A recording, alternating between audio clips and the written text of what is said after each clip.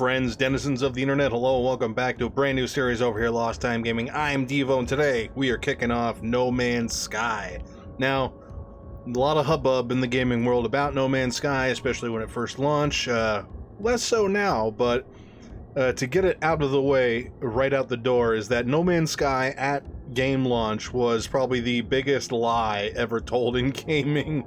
And because like most games of that era, it was essential to get hype built up for your game and to make it a a commercial success, or you wasted your time, because that's what the gaming industry has turned into lately, unfortunately. That being said, it was terrible at launch, had nothing of what was promised really, and was just boring. But unlike most less than stellar games of the same type that come out with that, where it just flops instantly and people just forget it and never play it again, the people behind No Man's Sky didn't do that, and they actually just kept making it better. So it's been a long time since it originally launched, and it's constantly updated. I actually play this all the time. Like, I would say every couple of months I download, play through, and start a whole new file just for fun, which is what we're going to do today. I actually just deleted my saves because I'm easy come, easy go with the saves in this game. But that being said, we're just going to get started. If you don't know what No Man's Sky is, it's basically kind of like Subnautica, but space. And, I guess less Jetsons-like, where everything just kind of works out for you. Although, I guess it does have that same kind, but yeah. Alright, so what we're going to do, we got some options here. We got normal, which is what I usually play. Survival challenge, you got permadeath, which is for people that are masochists. Creative, I believe they misspelled the word sandbox there. And these are things I've never done yet, and I'm not going to do them now because I just want to do a regular playthrough of the game, but they have seasonal stuff as well, which comes and goes and is also awesome, in addition to like content updates all the time. So we're just going to go normal, and we're going to start. Now, hopefully this records well. This is one of those games that never really shows it, but can be a little graphically intensive, just because there's a lot of loading and distance drawing and all kinds of weird stuff. And I'm kind of, there we go. I was gonna say, why isn't the game no gaming? No Man's Sky again. I was so pumped when I heard about this game and like all it was being touted for before its release, like most people, and was really bummed out when it launched and it was crap. Let's not sugarcoat around it. It was crap. But as you can see, while we're kind of chugging our way through, and this is because I just installed the game, it's basically building like the graphical display drivers and stuff for, like, I don't know if Vulkan is the right word, but it's basically building the framework so things run more smoothly while we're playing the game. And it's loading us into a brand new game, which, is also different stuff. But every one of these stars that has names on them, I believe, is a world in this universe, because there is like a galaxy made for this game with, I want to say trillions of planets to visit. I believe the named ones are actually ones people have visited. And I don't know how true that is as to, like, is this indicative of the game itself, or is it just kind of a loading screen, just fancified? I couldn't tell you. Begin initialization. Well, I'm gonna have to go ahead and Commencing Atlas system suit initialization. Oh, okay. Thank you, Robo Voice. Support systems activated. Well, that's for the best. And some clouds. Kinetic system Ooh, online. I like the shields. Shields keep me from dying. I like the clouds. Scanner damaged. Oh. Repair required. Well, that's unfortunate. Just taking a... Aerial propulsion jetpack online. Sweet. I like her to jetpack. Just taking a slow look around the planet. Laser attachment operational. Nice. User initialization sequence complete. And this is us. And I'm pretty sure you're a different variation of this person every time you start a new game. Oh, we are already losing shield because it's Protection. Falling. yeah, it's an irradiated wasteland here. So, ooh, I got it. Oh, I think there we go. Ferrite dust, huh? Recommendation: repair scanner to locate survival resources. Yeah, okay. But I mean, in actuality, right now, I need this before we die a horrible death. Because the glowing yellow flowers are sodium-rich plants. And we need that so we can immediately recharge our not dying shield. Because our shield also functions as basically our environmental protection system. You know, against hot, cold, radioactivity. I know we need to, we gotta shoot stuff. Ooh, lasers! Lasers go pew! Kind of shoot this rock here. And as you can see, it says analyze underneath it. We can actually get more information once we, fix our scanner, so to speak. But until then, we gotta just laser some rocks. Well, these cool looking mushrooms, at least. How about that? Carbon, huh? Scanner status, critical damage, recommendation, repair scanner to locate survival resources. Alright, so repair scanner damage. Ah, we gotta go in the old inventory, and that's our multi-tool, so to speak, scanner. The scanner is a personal surface radar device. It releases a high-energy pulse that reveals any critical survival resources in the immediate area. Critically damaged, we should probably repair that. Yes, take my sweet, sweet ferrite dust. Alright, environment status, hostile, hazard protection failing, scan to locate survival resources. So we need sodium. I definitely just got some of that, but in this game you could always use more sodium. Alright, let's hit it. Yeah, I just like this game because, you know, the concept of, like, it starts off... Ooh, we got there. Recharge hazard protection. Oh, there was some sodium in that box. Lovely. You just start off dropped in the middle of an unknown planet, in the middle of an unknown galaxy, in an unknown star system. Oh, I think we're about to get our first ship here. Where's it at? Where's it at? There it is. That's this place. Signal source? Well, let's book it on foot. Oh yeah, we should probably jetpack, right? Oh yeah, we don't have, we get stuff later on to where a jetpack is also like a forward propulsion, but until then it's basically just kind of a floaty proportion. But we got the deuterium-rich plants, which means we can just jetpack eternally. I mean, for like 10 seconds. 10 seconds, and then the flower's like, no, that's it. And as you notice, our jetpack is tied to our oxygen. Oh yeah, we're gonna need some of this. Dihydrogen is one of those things that, like, it's just fun to shoot. I don't know why, but shooting lasers at blue crystals really does it for me. I couldn't tell you why it does it for me, but it does. I like the little bulbous balls rolling around there. Oh, and there appears to be some sort of station here. Lovely. What we need is the ship, so we can fly through space. But as you can see, let me just let's take a second before we get our ship here and see if we can look up the catalog. No, that's not it. I want to show that we can actually discover things and then upload them. There we go.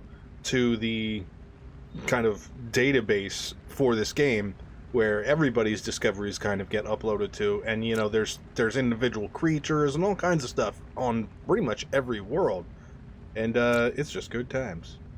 And this is the planet we're on. We can actually, you can see, we can actually edit and upload the name of the planets we discover to be, you know, whatever really. I'm sure there's sort of guidelines you can't do for the sake of all the players' benefit, but there's just so much going on in this game now, and it used to be so little. And even then, I was kind of intrigued by the concept, but now it's just amazing, and there's going to be a lot to do, and this series is probably going to be eating up our Wednesday slot for pretty much forever. We'll stop it at some point because there is an end to the story, but I'd like to do stuff that I don't usually do, which is build bases, and there's like exo vehicles you can make. So, but anyway, story time. Scenario iteration 2311876661T deleted. Boundary separation failure likely. Vessel 16 emptied. Cause Sentinel intervention. Deliberate transfer. Analysis. Fresh iteration generated. Anomaly containment prepared. Well, leave doesn't sound like we want her, so let's broadcast. Broadcast received. Traveler anomaly detected. Anomaly is compliant. Position logged. System integrity scan initialized. Well, that was a lot of techno jargon. Investigate the crash ship. Oh, okay. I thought something was going to happen, but no. Alright, so we're in the middle of nowhere, and we found a ship that is on fire and spouting electricity. That's not safe. There's your problem right there. Iteration 239482908492492492492 online. Atlas connection intermittent. Launch thrusters offline. Pulse engine offline. I find myself alone on a strange world, unequipped and in danger. I have no memory of how I got there, no sense of a before. But this ship at least seems to recognize me. The controls react to my touch, or at least to that of my exosuit. I am not dead yet, and this ship is a lifeline out to the stars. Well, I guess we'll read the log. Log 4925A, unavailable, substituting data. Exosuit connected. Suggestion, a pilot should perform maintenance. Select desired repair path. Repair ship systems? Self-guided repair protocols initiated. Pulse engine critically damaged. Starship flight booster provides space and atmospheric flight propulsion. System is highly damaged and requires metal plating and a hermetic seal to repair. Alright. Well, let's do that. Yeah, I was gonna say, give me the tips. Repairing the Starship requires a mix of crafted products, salvaged items, and advanced refined substances. So, metal plating is up first. We need more ferrite dust for that. That's fine. I can do that. And let's see what looks ferritey. There's nothing right here, it seems. Although you'd be surprised what constitutes an amount of ferrite, and also what you'll get in these little containers. We can't open this one, or these rather, because we'll see these a lot until we get an Atlas Pass, and that's gonna be some time. And these damaged containers all covered with crud, we're just gonna discard that. There we go. Got sodium? Nice. Ooh, and some condensed carbon. Tier 2 carbon. Oh, and these are oxygen plants. Handy that. You can always use oxygen. What was that? Something just... Oh, the camera got hung up on my backpack, I think. And now, in the interest of full disclosure, this game does allow you to... Wow, that's weird. Does allow you to use first person, but it's really... In any game where you could use first or third person, using first person is restrictive. Obviously, you can't see behind you, and... Oh, hi, buddy. Are you friendly, alien, or... Oh, man, that is... What is that, bipedal crocodile? That is just... That is nightmare fuel. Oh, we can befriend these creatures as well. But, that one's a little... Oh, man, that's just... Something wrong about, like, a Stegosaurus walking upright. Oh, there's more dinosaurs. Where did you all come from? Hi, buddy. You're a pretty... We got ram horns? Oh, wow. And you're a cyclops? Good times. Good times. Ah, ferrite dust, give me it. The quick draw we have is amazing, too. It's just like, bang! And you see up on the top right there is our heat buildup and our remaining ammo, so to speak. Alright. Well, that's advanced mining laser. All right, so we can now craft our piece of metal. Oh, you can't make stuff in the Starship inventory when you're, 200 feet away from it. It's like, what do you mean? Now, I can just craft stuff in my regular inventory. But when you're near the spaceship, and we're going to be using it for the spaceship, it makes more sense just to put it there. We can slap that right into the pulse engine. Well, there's that fixed. Now what? Now what do we have? The game's like, board the Starship and consult ship diagnostics. Okay. Yeah, the iteration 239-4829-08-492-492-492-4G functional. Starship critically damaged, vital ingredients missing. Unable to synthesize required components. Pulse engine requires hermetic seal. Request assistance. Recommendation. Iteration comparison reveals hermetic seal nearby. Salvage planetary chart from distress beacon cache. Oh, okay. Recommendation, repair the engines. Oh, we're on step 2 now. Repair pulse engine with the hermetic seal. Gotcha. Gotcha. Oh, this thing. Ah, handy, you're only half broken. Otherwise we'd be screwed. I peer inside the beacon's housing. As well as its distress broadcast unit, it contains a planetary chart. I will take that. Planetary chart recovered. Open the inventory to view data. Highlight the chart. Use E to plot a route. Okay, so we're getting galactic directions here. Good. Oh, scan wave. Survey says... Oh, you're not going to show me. Okay. There it is. Over the horizon. How far over the horizon? 900. Oh, man, that's like... that's really far away. That's not right around the corner. It's alright, we just use a combination of running and jetpacking. And scan, just in case we can pick up anything useful on our way.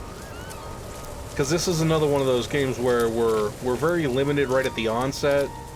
Oh, that's a cliff. Okay, thankfully we have a jetpack. But the further we go, the more we're able to do, and with less aggravating waiting for things to recharge. Not that I find it aggravating, it's just some might. I know some people that literally have no patience whatsoever for anything at all. If being a bum most of my life has taught me anything, it's that you require patience. You won't always get patience. Oh, that's not good. Toxic rainstorm approaching. Okay, yeah, that's purple clouds. I'm going inside. It's really a bad time for that to be kicking off. There we go. That's better. No toxic rainstorm for us. Ooh, artifact exchange vault. Archaeological vault status secure. Ancestral vault curators seek artifacts of cultural or biological interest. Archaeologists will be compensated for all contributions. Submit a new artifact to the vault to exchange it for an archived artifact of equivalent or greater rarity. Alright, well, I don't have any of that, so I'm gonna not do that. Just because I don't have any of that. Let's see how bad it is out here. Wow, the clouds are like just... Oh, that's green cloud cover. That's lovely. What we got toxicity-wise? 107. Oh, and it's just... I wonder what... Yeah, when you say toxicity, I wonder if that means like acid or poison. I haven't found anything that kind of tells you what it's referring to. It's like a vague general, like, it's toxic. It can only matter if it's like chlorine gas. That would be my guess. Man, the background music's just ripping it right now. All right, you know what? We can't wait in here all day. I'm going for it. This is probably a very stupid idea. Because if I can't jetpack over this smallest catch here, I'm gonna have to take the long way and might run out of protection. And you'll notice, as I said before, our running and jetpacking both use our oxygen. Nice, made it. So not only do we have to keep an eye on like our shield levels, we also have to make sure we're not running out of air for whatever reason. Some planets do have an oxygen-rich environment, and we don't, you know, it doesn't even mess with us at all, but most do not. It's refreshing when you find one of those. You can be like, ah, that's nice. I don't have to constantly worry about my imminent death. But you still have to be worried about using too much from jetpacking or biking. Or biking, not biking. Sprinting. Alright, do we have any more of that? Well, that's our carbon. That was the mining beam. There we go. More sodium. Hey, how you doing, pal? Yep. Okay, bye-bye. And here. Yes, there we go. Nope, come on. Ooh, sodium. Thank you. Seems like that's storm abated. That's handy. What's all this glowing stuff? Usually stuff that glows that bright is important, or at least worth checking out. Cave marrow. Now, that's not really worth checking out. I mean, we'll need that down the road for base building, I want to say, but we will not need that anytime soon. So, hello, anybody home? Ooh, holo archive. Accessing archive. 6 out of 7 logs corrupted. Entry 4924A follows. No one making this recording in case leaving behind in the fabricator might be of some use. Visor damaged. Can't find ship. Recover supplies. Oh, come on. The log finishes and the machine whirs to life, spitting out supplies. I have the hermetic seal. I need to repair my ship. Whoever it was that led me here, whoever left this message, perhaps they found themselves in the same situation as I do now. That's one of those hilariously accurate things, as everybody who's ever played this game, well, in this this content patch, has gone through that. So what do we got? We gotta use an analysis visor to locate Starship. As thankfully this is one of those games that knows I'm terrible at directions and kind of helps you out. But before we do that, let's just check these other buildings, because you never know what somebody's gonna have left behind, like just totally abandoned for no reason. It's always good to check them out, just to be on the safe side.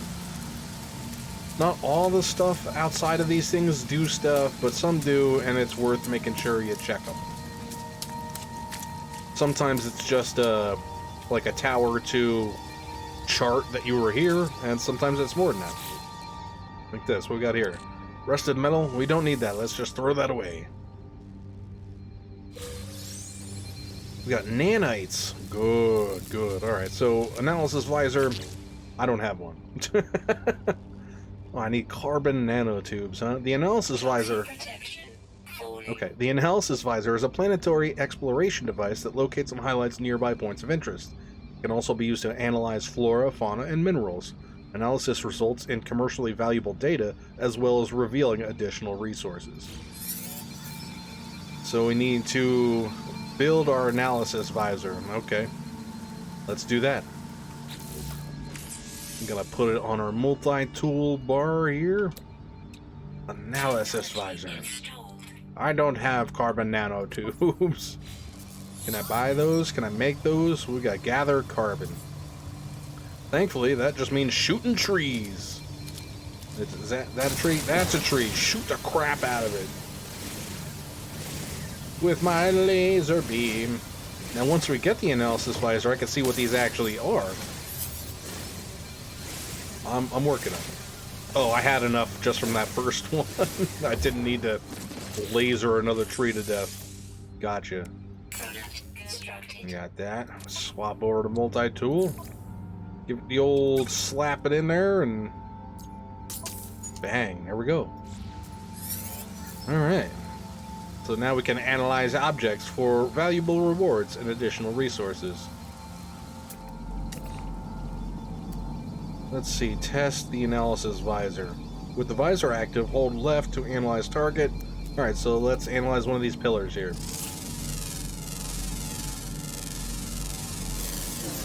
We got a Zillawote, inorganic object, 51% metal content, formation process from vented minerals. It's inert, and its primary element is cobalt.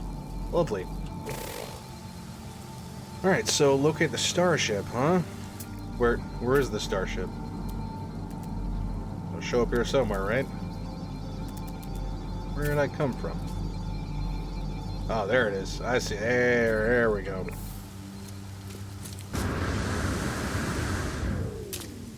Up the old hill.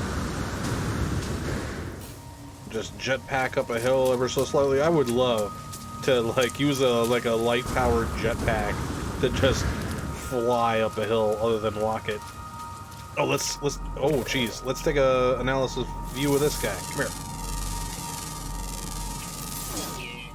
So that's K. Camporgi, a biological entity. It's a juvenile, a alpha gender. That's cool. It's constantly moving as its behavior. Its diet is fungal clusters. It comes from a matriarchal society, and it produces fresh milk. This thing produces fresh milk. Nothing like bipedal stegosaurus milk. That's good eating. Oh my god. I don't think it is. Just mine this carbon as we back up.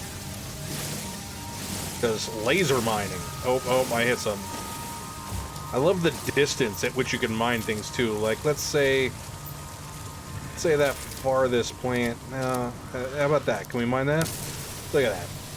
That's mining from downtown. And we'll be using that technique when we get to planets that have entities that are not so friendly and don't like us mining. Hey, buddy. Don't stand in front of the laser. That's how you die. I know you don't understand the concept of dying because you're just like a beast, so to speak, but you'll die if I shoot you with laser. Oh, what are you? Wait, hold on. Are you like a spiky dog thing? Wow, yeah, you got like dog head, but you've got spikes, spines even. Oh, you killed that thing! I didn't even notice you were eating his corpse! Why? You monster! There we go, scan it. So that's an X-Herbacum, and that's a mature, vectorized patient hunter that eats toxic meat, has echolocation glands, and produces wild milk. Ooh, that milk's wild. Nice. See, that's way more enticing. That's way more enticing. I don't know why it is, but it is. Okay, wow, I just noticed we're running low on our our not dying meters there. Let's grab these more sodium, and then we can head over to the plane, which is way over there for whatever reason. That's a big old station. Like, when the game first launched, like, this stuff did not happen. Because this is relatively new stuff, I want to say. There was like one type of structure, and it was really, not very interesting. And now they've done a lot to it to where everything's less cookie cutter. I mean, you still run into that because the sheer nature of how the game randomizes elements.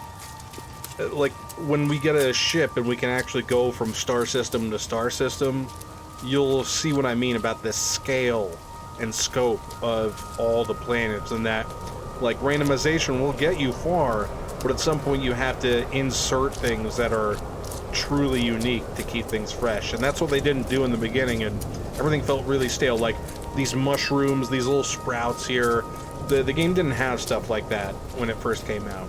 Everything was just, you had your mineable things, your mineable materials, and that was it. Oh, watch out for the carnivorous plant. I don't like these things. Hazardous flora. I'm sorry, what we got here? Its age is several days. Its root structure is balanced. It has atmospheric moisture as its nutrient source. It's partially developed eyes, and its primary element is oxygen. If we go near those things, it damages us. There's like an explosion of spores, we'll pretty much say. I'm not sure what to define it as apart from that. Was that free oxygen? Yes. Alright, ship, I've got us a hermetic seal and ready for action. Repair the pulse engine. Good.